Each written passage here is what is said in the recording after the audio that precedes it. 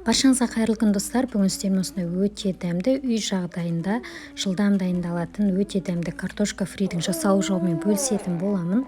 Видеоны соңына дейін қарап, лайк басып, комментарий қалдырып, YouTube каналыма тіркеліп алуды ұмытпаңыздар.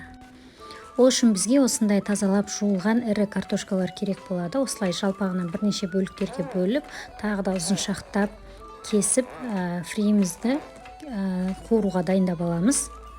Мінекей достар. Осылай ұзыншақтап турап дайындап алғаннан кейін енді бұны салқын суда бірнеше мәрте қайталап жуамыз. Крахмалы толықтай шығуы керек.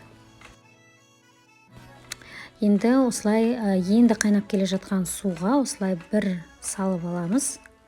Үстінен барлығын салып, бір қайнағанша суда ұстаймыз. Шамамен 2-3 минуттай.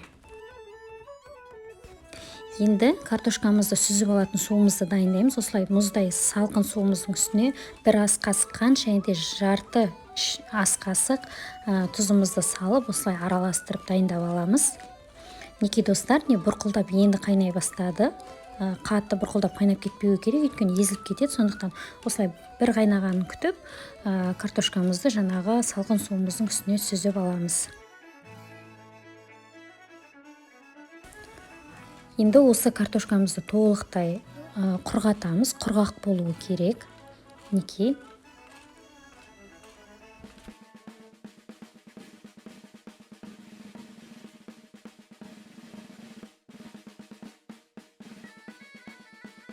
Достар, осылай толық құрғатып алғаннан кейін енді бұны морозильникке салып қатыруымыз керек. Әбден қатқаннан кейін алып шығып қуырамыз.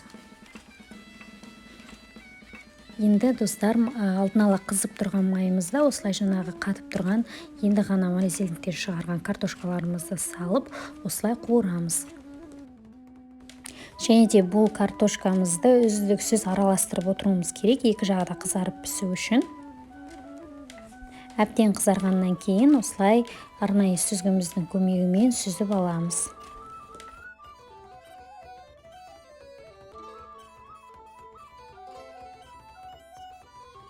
Осылай сүзіп алғаннан кейін, майын әбден сорғытып сүзіп алғаннан кейін, үстіне бір шымшым тұз сепсеңіздер, тұзы сіңіп өте дәмді болады.